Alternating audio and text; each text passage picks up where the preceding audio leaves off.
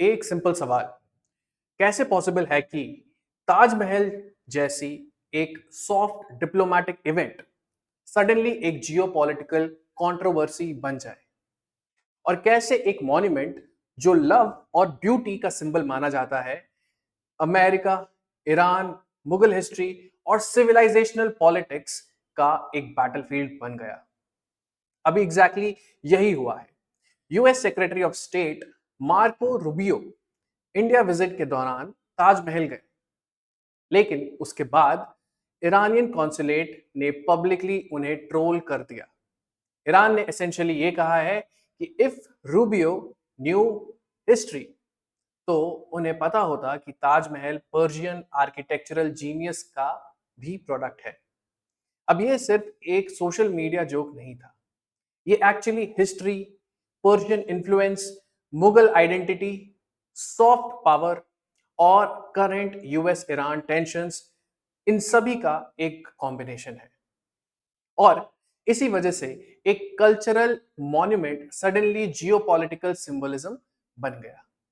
तो आज हम इस वीडियो में समझेंगे कि मार्को रूबियो इंडिया क्यों आए थे, ईरान ने ट्रोल क्यों किया, ताजमहल का पर्शियन कनेक्शन क्या है, और कैसे आर्किटेक्चर भी जियोपॉलिटिक्स का टूल बन सकता है।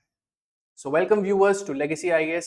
In this video, we are going to cover an important article, that is, what is the Iran's link to the Taj Mahal, a look back at the history as Rubio trolled over his visit.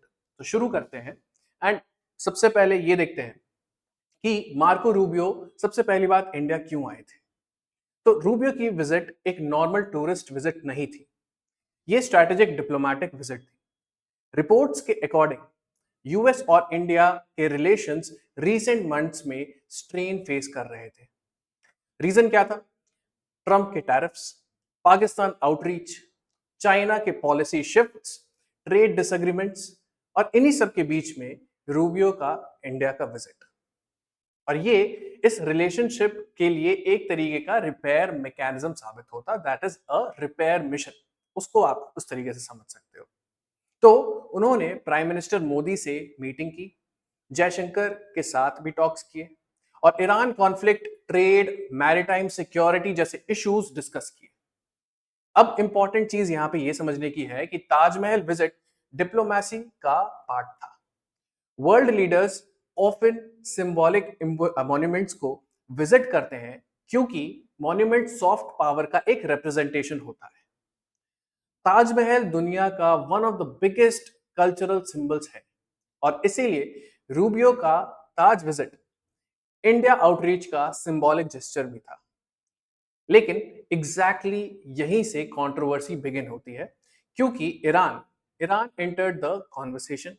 और एक simple line में अगर इस बात को समझे तो Rubio Taj Mahal diplomacy के लिए गए थे, but it became a historical debate on the history, whether the person knows the history and whether he values it or such, or is it just on the prima facie, on the face of it। ठीक है। तो अब दूसरी बात, Iran historical and political swipe, यानी कि एक important question यहां पर कि ईरान ने ट्रोल क्यों किया। ईरानियन कॉन्सुलेट इन हैदराबाद पब्लिकली रिमार्क करता है कि इफ रूबियो न्यू हिस्ट्री, तो वो समझते कि ताजमहल पर्शियन आर्किटेक्चरल ब्रिलियंस का एग्जाम्पल भी है। अब ये स्टेटमेंट सिर्फ आर्किटेक्चर के बारे में नहीं था, ये इनडायरेक्टली अमेरिका को टारगेट कर रहा था, जिसमें कि करंट कॉन्टेक्स्ट समझने की जरूरत है। वो ये है कि यूएस और ईरान रिलेशंस अभी भी एक्सट्रीमली टेंस्ड है ना। मिडिल ईस्ट में कॉन्फ्लिक्ट चल रहा है, सैंक्शंस भी कंटिन्यूड है, मिलिट्री टेंशंस भी ऑनगोइंग है, और इसी बैकड्रॉप में ईरान ने रूबियो के ताजमहल विजिट को यूज किया सिविलाइजेशनल मैसेजिंग के लिए। एसेंशियली ईरान क्या बोल रहा था कि आप हमें थ्रेटेंड करते हो, लेकिन आप जिस मॉन्यूमेंट को एडमायर कर रहे हो उसमें पर्शियन कंट्रीब्यूशन भी डीपली एम्बेडेड है। ये एक टाइप का कल्चरल काउंटर बैक है, मतलब एक तरीके का काउंटर अटैक उन्होंने किया कि आप यहाँ पे जाके विजिट कर रहे हो, उसे प्रशंसा कर रहे हो, उसकी एडमिरेशन दिखा रहे हो, लेकिन आप उसी सिविलाइजेशन के जो अब मॉडर्न प्रोडक्ट है उसको भी आप अटैक कर रहे हो। ठीक है, तो एक तरीके की हिपोक्रेसी को वो पॉइंट आउट कर रहे हैं। तो यहाँ पे एक ये चीज है कि जो कंट्रीज होते हैं वो ऑफन हिस्ट्री, आर्किटेक्चर, सिविलाइजेशन को जियोपॉलिटिकल मैसेजिंग के टूल की तरह यूज करते हैं।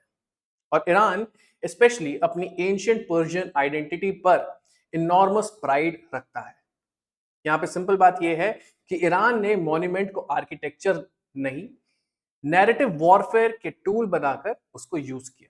ठीक है, अब हिस्टोरिकली इंपॉर्टेंट पार्ट जो हम लोग समझते हैं, that is Persian influence on Mughal architecture, है ना।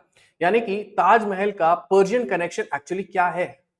सबसे पहले मुगल आर्किटेक्चर, या फिर आप बोल सकते हो Mughal empire itself is heavily Persian influenced, है ना।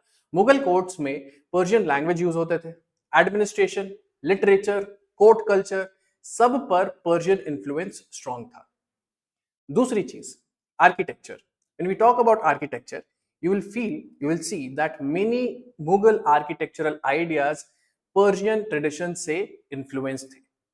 फॉर एग्जाम्पल, आप बात कर सकते हो चार बाग गार्डन लेआउट की, है ना। ये Persian Islamic garden planning tradition पर था। ठीक है, सिमेट्री, चाहे वो वाटर चैनल्स हो, जियोमेट्रिक प्लानिंग हो, ऑल पर्शियन इन्फ्लुएंस शो करते हैं। तीसरी चीज, पर्शियन आर्किटेक्ट्स और क्राफ्ट्समैन भी मुगल प्रोजेक्ट्स में इन्वॉल्व थे। Although Taj Mahal purely Persian monument नहीं है, आप ऐसा नहीं बोल सकते कि पूरा ही प्योरली सारे ही elements of Persian architecture is present है। उसमें पर्शियन भी है, सेंट्रल एशियन, इंडियन और इस्लामिक इन्फ्लुएंस का फ्यूजन है ना। लेकिन एक तरीके से पर्शियन इन्फ्लुएंस थोड़ा एम्बेडेड है, ये भी बात सही है उसमें। तो इंपॉर्टेंट पॉइंट यहां पर ये है कि ताजमहल को सिर्फ वन सिविलाइजेशन का प्रोडक्ट बोलना हिस्टोरिकली ओवर सिंप्लीफिकेशन होगा। और रियलिटी क्या है? रियलिटी ये है कि it is an Indo Persian architectural synthesis, और इसी वजह से ताजमहल ग्लोबली यूनिक माना जाता है। Because if multiple traditions combine होते हैं तो उसे किसी एक का प्रोडक्ट नहीं बोला जा सकता। और ईरान अब एग्जैक्टली इसी हिस्टोरिकल कनेक्शन को हाईलाइट कर रहा था। तो सिंपल लाइन में, ताजमहल इंडियन भी है, पर्शियन इन्फ्लुएंस्ड भी है, और मुगल सिंथेसिस का एक मास्टरपीस है। ठीक है, तो अब यहां पर एक फाइनल अंडरस्टैंडिंग कि ये इंसिडेंट एक्चुअली हमें क्या सिखाता है, आगे देखते हैं।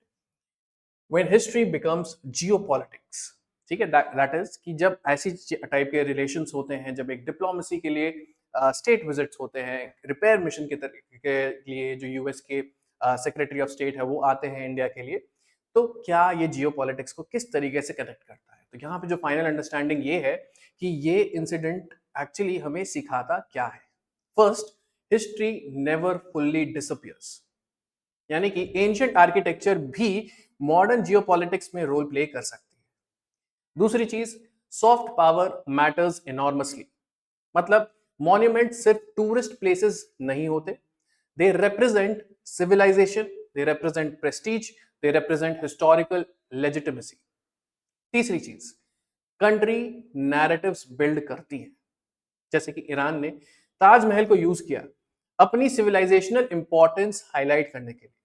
और चौथी चीज, मॉडर्न जियोपॉलिटिक्स सिर्फ मिसाइल्स और सैंक्शंस पर बेस्ड नहीं होती, it is also based upon the narratives, यानी कि हिस्ट्री भी एक तरीके का पावर होती है, कल्चर भी पावर होता है, और फाइनली ताजमहल इटसेल्फ एक रिमाइंडर है कि सिविलाइजेशंस आइसोलेटेड नहीं होते, they interact, they influence each other, they merge. So now ask yourself, can monuments remain purely cultural anymore, or they have become geopolitical symbols too? Final line to understand all of this is that in modern geopolitics, even history becomes a battlefield and monuments become the instruments of narrative power. और Marco Rubio का जो ये Taj Mahal visit है, exactly उसी reality का example बन गया है। Thank you so much.